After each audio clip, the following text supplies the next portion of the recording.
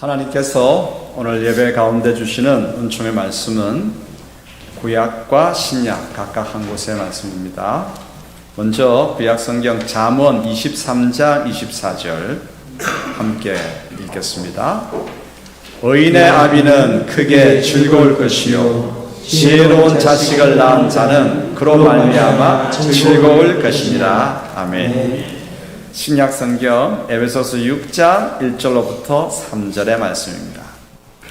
자녀들아 주 안에서 너희 부모에게 순종하라. 이것이 옳으니라.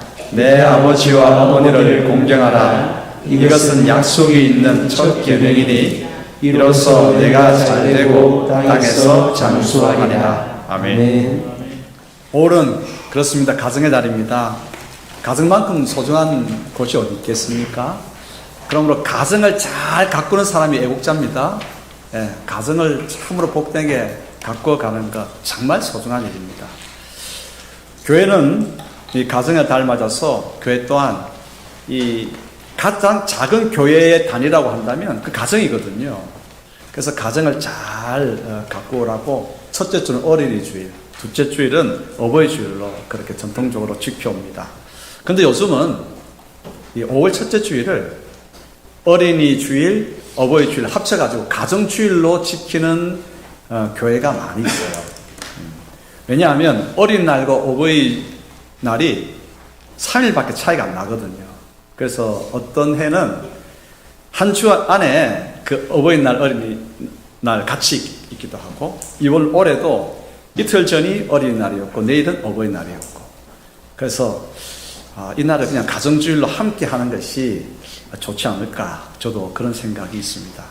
아무튼 오늘은 자녀와 부모를 따로 생각하지 않고 묶어서 사랑과 행복이 가득한 가정에 대해서 생각해 보고자 합니다. 사랑과 행복이 가득한 가정을 위해서 부모와 자녀는 각각 감당해야 할 몫이 있습니다. 책임이 있습니다. 그것이 뭘까? 여기에 오늘은 초점을 두면서 하나님의 음성을 경청하도록 하십시다. 먼저 가정의 부모와 자녀 사이의 관계를 한번 생각해 보기를 원합니다. 부모는 자녀에게 누가 됩니까? 무엇이 됩니까? 부모는 자녀에게 하나님의 대리자가 됩니다. 하나님의 대리자. 그래서 자녀들은 부모의 모습을 통해서 하나님을 이해하고 하나님을 바라보게 됩니다. 그래서 부모의 사랑스러운 말 한마디, 따스한 손길 하나, 다정한 눈길, 부모 이 같은 모든 모습들을 통해서 자녀들은 하나님을 이해하고 바라보게 되죠. 그래서 부모는 참 이 중요한 분들입니다. 또한 자녀는 하나님께서 부모에게 주신 가장 소중한 선물입니다. 부모인 여러분은 지금 가장 소중한 선물을 다 받고 계십니다. 하나님께로부터. 무슨 선물? 자녀라고 하는 선물. 부모는 자녀를 통해서 기쁨과 보람을 맛봅니다. 부모는 그 기쁨과 보람을 통해서 아하, 하나님께서 이러하셨겠구나, 하나님의 마음이 이러하시겠구나 라고 하는 그 기쁨과 보람, 아버지의 마음을 우리는 누구를 통해서요?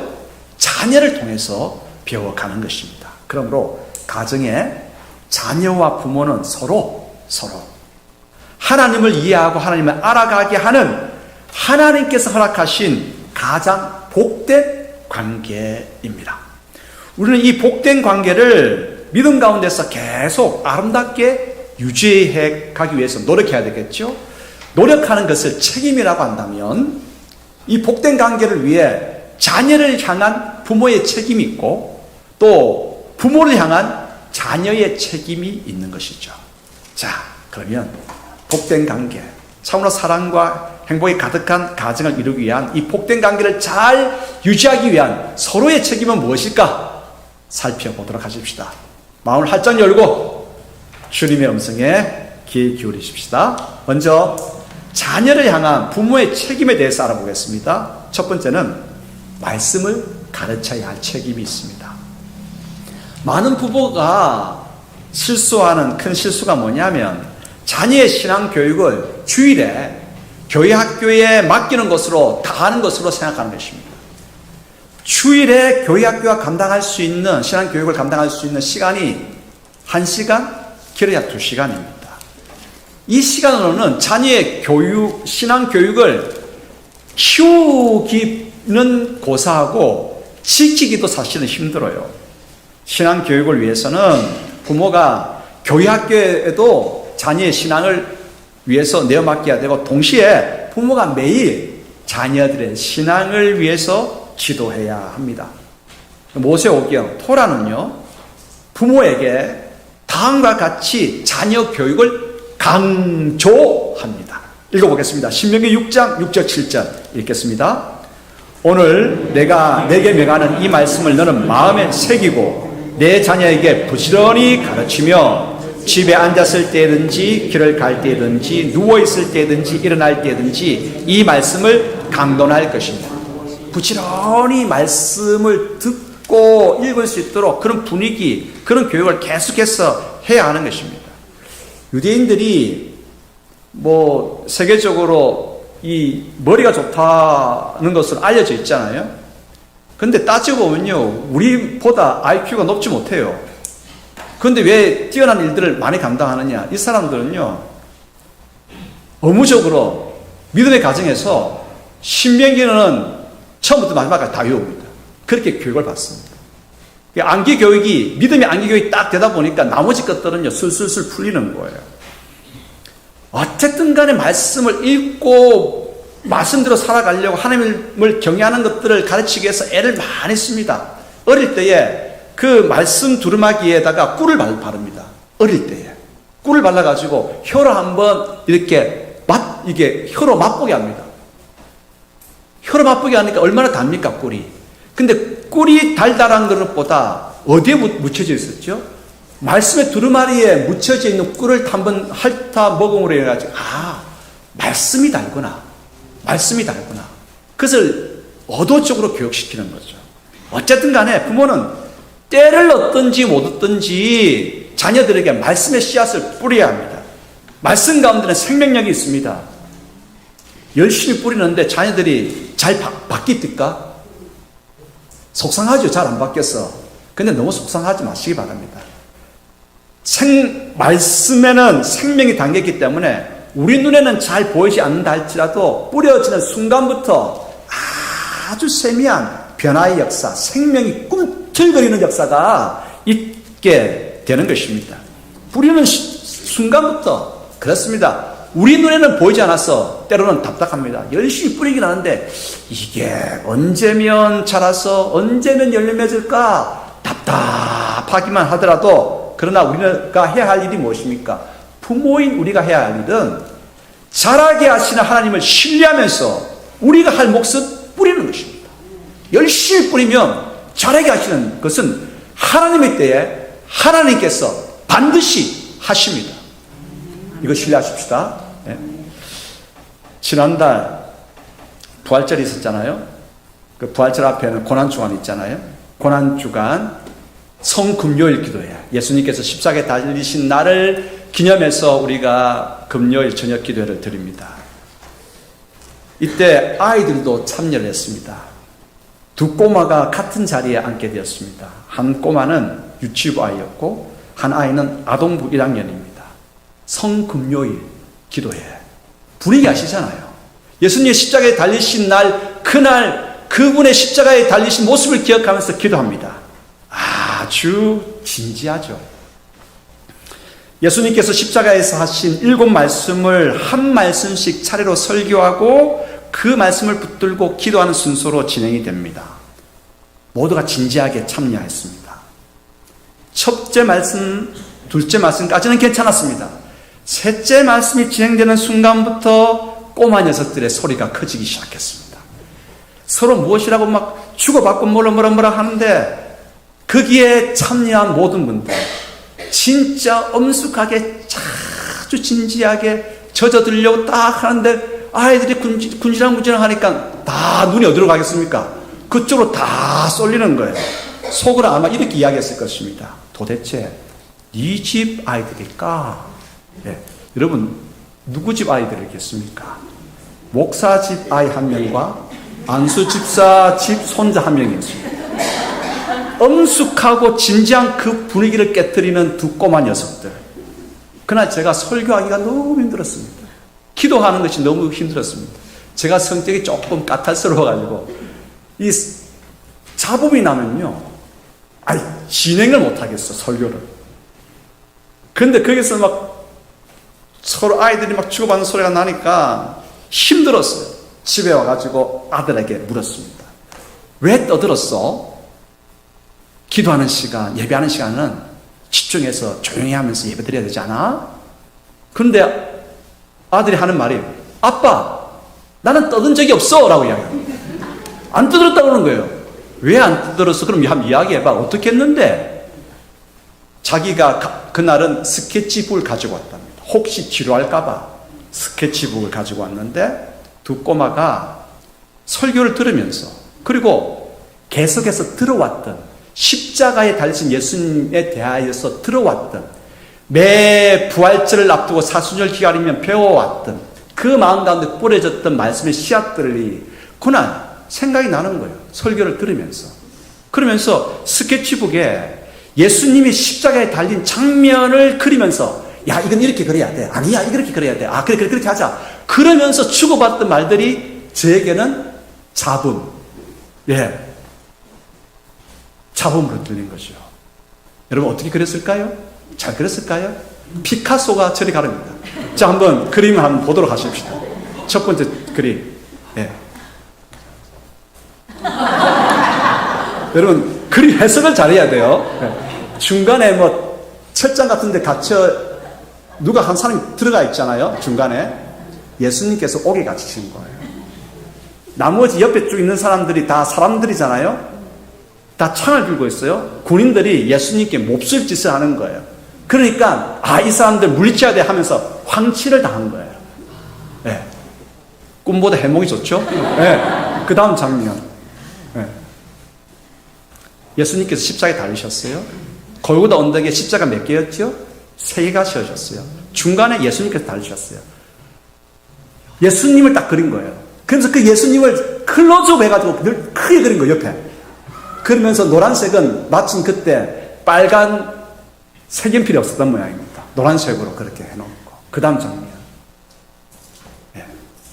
이제 예수님께서 십자가 위에서 고통을 당하시는데 오른쪽에 천사고 왼쪽에는 악마예요. 천사와 악마가 다투고 있는 거예요. 천사는 고통 가운데 있는 예수님을 도와주고 있고, 그리고 마귀는 예수님을 괴롭히고 있는 거예요. 그 밑에 군병들이 서 있는데 십자가 같은 거 옆에 이렇게 된 거 있잖아요. 예수님 옷이에요. 예수님의 그 겉옷을 군인들이 제비 뽑고 있는 거예요. 자, 그 다음 장면. 여기까지만 하겠습니다. 그 다음 장면. 예수님께서 다 이루셨다. 텔레스타이. 다 이루셨다고 했을 때 하늘에 어둠이 덮였습니다. 신비로운 어둠이 덮였습니다. 신비로운 색깔이 보라색인 줄 어떻게 알고 보라색으로 해놨고요. 밑에 땅이 흔들렸습니다. 땅이 흔들리는 거 지금 보이십니까?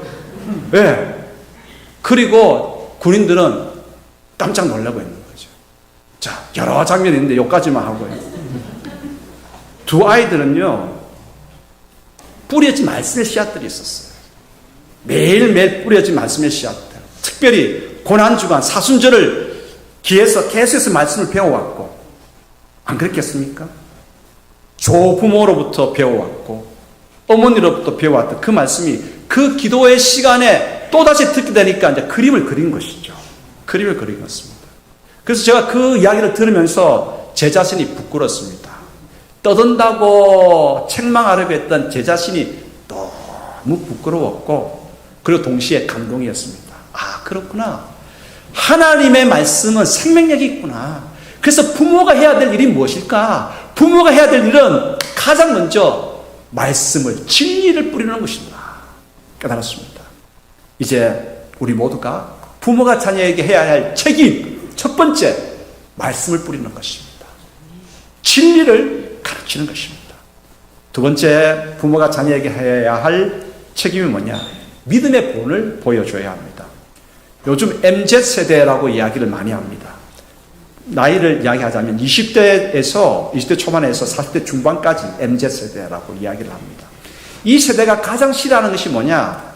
내로남불, 표리부동입니다. 말하는 것과 행동하는 것이 다른 것을 가장 혐오하고 거부합니다. 부모가 참 좋은 말씀을 가르칩니다. 하나님의 말씀을 가르칩니다. 그런데 동시에 자녀들은 무엇을 원하느냐 하면 가르치는 대로 본을 보여주기를 원하는 거예요. 본을 보여주기를 원하는 거예요. 히브리서 13장 7절 읽겠습니다. 하나님의 말씀을 너희에게 일러주고 너희를 인도하는 자들을 생각하며 그들의 행실의 결말을 주의하여 보고 그들의 믿음을 본받으라. 예. 자녀들에게 믿음의 본을 보여주기 위해서 믿음의 본된 삶을 살아가야 하는 사람들이 누굽니까? 부모라고 하는 것입니다. 부모의 책임은 뭐냐? 자녀들에게 본을, 믿음대로 살아가는 본을 보여주는 것입니다. 믿음을 본받으라. 이 헬라어의 뜻은 흉내내다, 모방하다라고 하는 뜻이 있습니다. 자녀들은 부모의 걸음을 보고 배웁니다. 부모의 걸음을 흉내냅니다. 그것을 따라갑니다. 그러므로 부모는 참으로 신중하게 말 한마디, 행동 하나, 참으로 그 모든 것이 신중하게 행해야 합니다. 왜 그렇습니까? 자녀들이 보고, 배우고, 흉내내고, 모방해서 내 모든 행동이 내 자녀들의 행동이 되기 때문입니다. 그럼 우리는 어떻게 해야 되겠습니까? 하나님 말씀 앞에 앉고 말씀을 묵상하고 기도하고 그 말씀이 주는 교훈을 붙들고 살아내고자 영적 전투를 하는 그 모습을 자녀들에게 보여주는 것. 이것이 자녀들에게 부모가 감당해야 할 책임입니다. 세 번째 책임이 뭐냐? 사랑으로 양육하는 책임입니다. 자녀는 어리지만 소중한 인격을 가지고 있습니다. 귀한 인격체인 자녀를 사랑으로 정성스레 믿음과 지식을 가르쳐야 합니다. 때로 자녀들이 곁길로 갈 때가 있죠. 곁길로 갈 때도 사랑으로 훈육해야 합니다. 자녀는 여러분 부모의 감정 쓰레기통이 아닙니다. 그냥 부모가 화가 났다고 그냥 감정을 그대로 자녀들에게 쏟아부어서는 안 됩니다. 지난주 신방을 하면서 마트에서 일하시는 한 권사님께서 이런 이야기를 해주셨어요. 목사님, 제가 마트에서 근무하다 보니까 여러 사람들을 만납니다. 이런 사람을 만나는데 이러한 경우를 이야기했어요.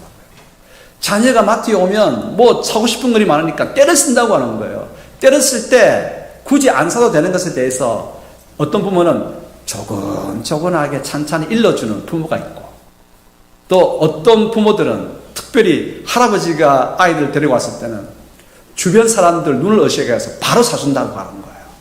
또 어떤 경우에는 안 돼! 한마디 했는데 또 이야기하면은 그 어머니가 애 멱살을 딱 잡고 이리 와 하면서 데리고 나간다고 하는 거예요. 하여튼 갖가지 경우가 있다고 하는 거예요. 아, 그렇구나.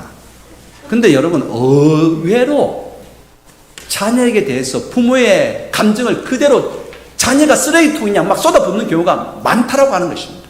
자녀는 결코 부모의 감정 쓰레기통이 아닙니다. 그러므로 격한 감정이나 저주나 부정적인 말을 자녀에게 절대 해서는 안 됩니다. 잠언 3장 12절 읽겠습니다. 대저 여호와께서 그 사랑하시는 자를 징계하시기를 마치 아비가 그 기뻐하는 아들을 징계함같이 하시느니라. 아멘. 여기 보면 사랑하는 자와 기뻐하시는 자가 그 대상이 동일합니다. 그죠? 자녀를 사랑하기 때문에 그 자녀를 기뻐하고 그 자녀를 기대하는 거예요. 만약 자녀를 사랑하지 않으면 어떻게 하겠습니까? 예? 안자를 붙이고 싶으시겠죠. 안 기뻐하고 안 기대한다고. 안 기뻐하고 안 기대하는 것이 아니라 사랑이 없다면 자녀에 대해서 관심을 두지 않습니다. 무관심합니다. 예. 자녀가 예의가 없든 욕을 하든 주일 예배를 들지 아니하든 관심이 없어요. 관심이 없어요. 자녀를 사랑하는 부모는 반드시 잘못된 길을 갈 때 잘 따라올 때도 사랑으로 양육하지만 잘못된 곁길로 갈 때도 사랑으로 양육합니다. 그래서 징계하고 훈육을 합니다. 예의가 있어야 한다고 가르칩니다. 바른 말, 고운 말을 쓰라고 가르칩니다. 정성껏 예배를 드림으로써 주의를 지켜야 한다고 가르칩니다. 그래서 듣지 않을 때는 때로는 벌도 필요한 것입니다. 하나님께서 우리에게 적절하게 아이들에게 적절하게 아이들을 훈육할 수 있는 그런 징계를 일러주실 겁니다. 그러므로 우리가 자녀들 사랑으로 곁길로 갈 때도 사랑으로 훈육해야 된다고 하는 사실 잊지 마십시다. 미국의 한 다큐멘터리 방송에서 이런 내용이 나왔습니다. 교도소에 수감된 재소자들을 인터뷰하는 것을 편집한 그런 프로그램인데, 리포터가 한 흉악범에게 당신의 부모님에 대해서 좀 이야기해 주십시오라고 요청을 했습니다. 그러자 이 재소자가 격한 분노를 표출을 했습니다. 부모 얘기는 꺼내지 마세요. 그 사람들은 제가 어릴 때 내가 총기를 소지해도 마약을 해도 절도를 해도 나에게 단 한마디도 하지 않았습니다. 저를 방치했어요. 저는 그들이 너무 밉습니다. 분노를 표한 것입니다. 자기가 잘못해놓고는 책임은 다 부모에게 돌리죠. 하지만 부모가 한마디도 하지 않았다고 하는 것은 잘못이죠. 자녀를 향한 부모의 책임은 뭡니까? 잘 걸어올 때도 사랑으로 양육해야 되고 훈육해야 되고, 곁길을 갈 때 더더욱이나 하나님 앞에 무릎 꿇고 기도하면서 어떻게 양육해야 됩니까? 훈계해야 됩니까? 어떻게 벌을 내려야 됩니까? 그 기도하면서 사랑으로 양육해야 되는 것 잊지 마십시다. 그냥 요즘 뭐라 하지 않는 것이 대세가 되어 버리고 말았는데, 그러면 오히려 아이들이 더 곁길로 간다고 하는 것 잊지 마십시다. 이제 그러면 큰 두 번째입니다. 부모를 향한 자녀의 책임에 대해서 살펴보겠습니다. 부모를 향한 자녀의 책임 세 가지로 한번 정리해 볼까요? 먼저 부모에게 순종하고 공경해야 합니다. 에베소서 6장 1절로부터 3절 읽겠습니다. 자녀들아, 주 안에서 너희 부모에게 순종하라. 이것이 옳으니라. 내 아버지와 어머니를 공경하라. 이것은 약속이 있는 첫 계명이니 이로써 내가 잘되고 땅에서 장수하리라. 땅에서 잘되고 장수하는 비결 있는 계명이 뭡니까? 부모님께 순종하고 공경하는 것입니다. 순종하다, 헬라의 뜻은 듣다, 귀 기울여 듣다라고 하는 것입니다. 요즘 젊은 세대는, MZ세대는 뭐 이야기를 좋으라고 이야기하는 것들도 다 어떻게 듣습니까? 잔소리로 듣습니다. 근데 오늘 성경은 뭐라고 가르치냐면 잔소리도 들으라고 이야기합니다. 히파코우, 잔소리라도 들으라고 이야기합니다. 이것이 자녀가 부모에 대한 책임이라고 하는 거예요. 자세라고 하는 거예요. 부모가 잔소리하면 까닭이 뭐겠습니까? 잘 되라고 하는 거거든요. 그런 뜻으로 이해하기 시작하면 그 자녀들의 걸음이 열리기 시작하고 모든 경우에 하나님께서 은혜를 부어주십니다. 두 번째가 공경해야 됩니다. 공경하다라고 하는 헬라의 뜻은 그 지위에 맞는 인격적인 대우를 해주는 것입니다. 인격적인 대우. 여러분, 부모하고 다 부모의 노릇 다 잘 감당합니까? 부모도 실수할 때가 있고 부모도 부족한 점이 있고 부모도 그렇습니다.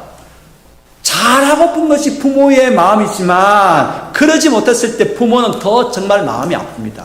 그것도 모르고 그 지위에 맞는 인격적인 대우를 해야 함에도 불구하고 아버지가 돼가지고는 어머니가 되어가지고 그렇게 하면은 그 부모의 마음이 어떻겠습니까? 지위에 맞는 인격적인 대우를 해주는 것 너무나 중요합니다. 지금의 시대는 공격이 사라지고 말았습니다. 대통령에 대해서는 대통령 지위에 맞는 인격적 대우를 해야 됩니다. 또한 선생님을 바라볼 때는 감사와 기쁨으로 대해야 됩니다. 요즘은 나나 그나 뭐 다를 바가 뭐가 있어? 잘못된 평등의식을 가지고 모든 것들을 바라보기 때문에 공경하는 것이 사라지고 말았습니다. 그 지위에 맞는 인격적인 대우하는 것 정말 중요합니다. 교회에서부터 공경하는 문화가 새롭게 형성되어져야 합니다. 목사에 대해서, 장로에 대해서, 모든 직분자에 대해서, 어르신에 대해서 교회부터가 공경하는 것이 새롭게 형성되어지면 세상이 달라지게 될 것이겠죠. 그러므로 여러분, 공경하는 것이 사라지면 자녀들도 부모에 대해서 함부로 대합니다. 자녀가 부모의 감정 쓰레기통이 아니듯이 부모 또한 자녀들이 함부로 행할 수 있는 감정 쓰레기통이 아닙니다. 자녀들도 밖에서 뭐 학업하는 스트레스가 있겠죠. 밖에서 이제 처음 사회생활 하다 보니까 사회생활 속에서 겪는 어려움들이 있겠죠. 그걸 가지고 와서는 어떻게 합니까? 부모들에게 막 쏟아부어요. 부모는 자녀들의 감정 쓰레기통이 아닙니다. 부모는 늘 참아주죠. 받아주죠. 그렇게 참아주고 받아주다 보면 부모의 마음 가운데는 시커멓게 멍이 들고 상처 있습니다. 그러므로 여러분들이 이야기해야 돼요. 네가 그렇게 말하면 내 마음 멍든다. 내 마음은 네가 풀어놓을 수 있는 그런 감정 쓰레기통이 아니다라고 이야기해 줘야 돼요. 엄마도 아프다. 아파도 아프다라고 이야기해 줘야 됩니다. 그래서 여러분, 그렇구나. 왜 부모님께 밖에 나가서 다른 사람들에게도 최소한 다른 사람들에게도 이렇게 뭐 기본적인 에티켓을 지킨다고 한다면 가정의 부모님들에 대해서는 최소한 타인에게 대하는 것 이상으로 존중하고 친절하게 해야 합니다. 이것이 마땅하고 이것이 옳습니다. 이제 두 번째로 자녀들이 부모에게 해야 될 것이 뭐냐? 부모를 기쁘시게 해야 돼요. 기쁘시게. 부모의 눈에 피눈물 흘리게 하는 자식을 뭐라고 합니까? 불효자라고 합니다. 그럼 효자는 누구겠습니까?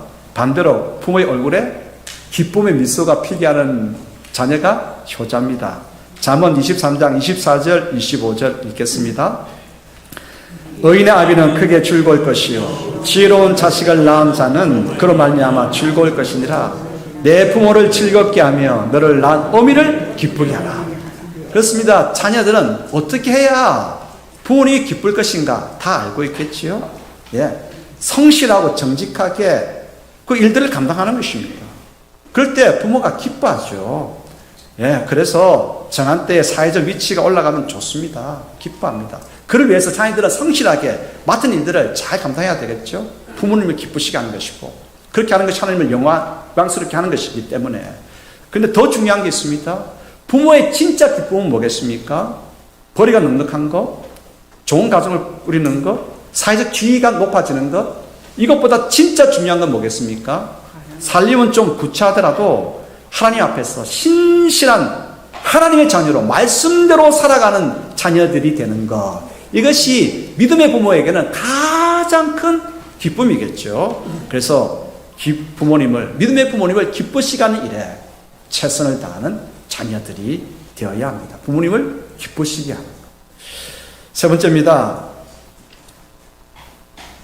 부모님에게 자녀들이 해야 할 세 번째 책임은 뭘까? 그것은 자녀들이 부모가 가르쳐 준 그 말씀대로 행하는 모습을, 말씀대로 행하는 모습을 보여주는 것입니다. 자녀들이 이것을 잘 알아요. 그래, 부모님께서 앞장서시면서 본을 보여주셨고 본을 보여주신 그 말씀대로 나도 살아가야 되겠다 출발을 합니다. 하지만 세상은 그렇게 녹록하지 않습니다. 믿음대로 살려고 자녀들을 걸어 나갈 때에, 행진할 때에 그 걸음을 막는 악한 영들의 공격들, 세력들, 유혹들이 만만치가 않습니다. 힘듭니다. 그래서 잠언은 젊은 사람들이 하나님의 걸음을 내딛을 때에 홀리는 모든 것들이 다 영적인 공격으로 그렇게 비유를 하고 있습니다. 음료로 표현하고 있는데 잠언 23장 27절로부터 28절 읽겠습니다. 대저 음료는 깊은 구덩이요 이방 여인은 좁은 함정이라. 참으로 그는 강도같이 매복하며 사람들 중에 사악한 자가 많아지게 하느니라. 아멘. 자녀들이 아버지께서 가르쳐주신 말씀대로 살아가려고 노력하지만 유혹하고 공격하는 음녀 같은 세력들이 주변에 널려있다라고 하는 것입니다. 그래서 이 자녀들이 끝까지 믿음으로 행진하기 위해서 영적인 전투를 잘 감당해서 승리함으로 인해 가지고 부모님께 기쁨을 올려드리고 하나님께 영광을 올려드리는 것, 이게 정말 중요합니다. 이것이 세 번째로 자녀들이 부모에게 해야 할 책임입니다. 말씀대로 살아가는 자녀의 모습, 부모들이 진짜 기뻐합니다. 그것 때문에 행복해합니다. 그것 때문에 눈물이 나죠. 여기서 우리 한 가지 기억해야 될 게 있습니다. 그건 뭐냐면 부모와 자녀들은 영적 동지라고 하는 것입니다. 영적인 정화라고 하는 것입니다. 지금 저기서 유치부들이 하는 거거든요. 네. 앞서 들었죠? 쟤들이 지금 예배 시간에 떠들고 있어라고 하면 안 되고, 지금 쟤들은 정말 소중한 뭔가를 선물을 가지고 오늘 우리들 앞에 지금 서 있습니다. 제가 조금 이따가 말씀드릴게요. 영적 왜 전우냐? 왜 영적 동지냐? 왜냐하면 부모는 자녀들이 믿음대로 잘 따라오게끔 하기 위해서 믿음의 본을 보이잖아요. 부모들 또한 마찬가지입니다. 믿음대로 살아가려고 하다 보면 악한 년들이 계속 공격하고 유혹하고 그렇게 합니다. 그렇지만 영적 전투를 잘 감당해서 승리함으로 말미암아서 자녀들이 그것을 보고 따라오도록, 그것을 배울 수 있도록 무지 애쓰지 않습니까? 그렇죠? 자녀들 또한 그 모습 보면서 나도 영적 전투를 잘 감당해서 말씀대로 사라진 이것을 통해서 아버지께, 어머니께 기쁨을 돌려드리고 하나님께 영광이고 나도 건실해지고 노력해야지. 그러므로 우리 모두는 누굽니까? 아버지나 자녀들은 모두가 다 하나님 앞에서 영적인 전투를 감당하는 다 전우들이고 동지들입니다.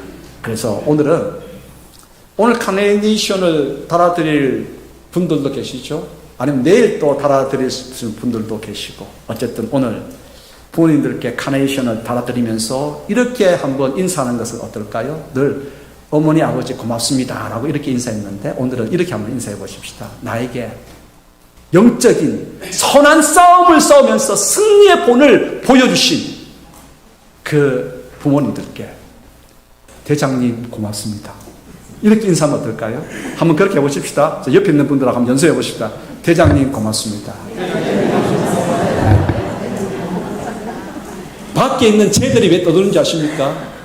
밖에 있는 유치부 아이들이 왜 떠드느냐? 오늘 쟤들이 어제 5시간씩 교회 와서 정성껏 카네이션을 만들었습니다.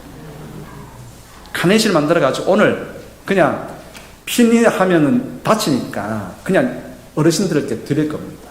어르신들께 드릴 겁니다. 손자, 손녀가 있는 분들은 그 앞에 딱 서면 이렇게 걔들이 인사할 겁니다. 대장님 고맙습니다. 대장님 고맙습니다. 아버지가, 어머니가 믿음이 부정한 가운데서도 자녀에게는 정말 귀한 모습, 영적으로 승리하는 모습을 보여주기를 원하는 그 대장님께 고맙습니다. 감사합니다. 마음 담아서 대장님 고맙습니다. 그렇게 인사할 텐데 그때는 이렇게 한번 안아주시기 바랍니다. 그래 고맙다 사랑하는 내 아들 하고 안아주시기를 바랍니다. 부모는 자녀에게 책임을 감당해야 할 부분들이 있습니다. 자녀 또한 부모에게 책임을 감당해야 할 부분들이 있습니다. 서로 그 책임을 잘 감당할 때에 복된 관계 이루어지고 참으로 사랑과 행복이 가득한 가정 연결어지게 될 것입니다. 여러분들 축복합니다. 가정의 날 맞은 이 첫째 주일, 오늘 이 시간부터 하늘의 사랑이, 하늘의 은총이 가득히 연결해가는 귀한 가정 되기를 축복합니다. 아멘. 기도하겠습니다. 아버지 하나님 감사합니다.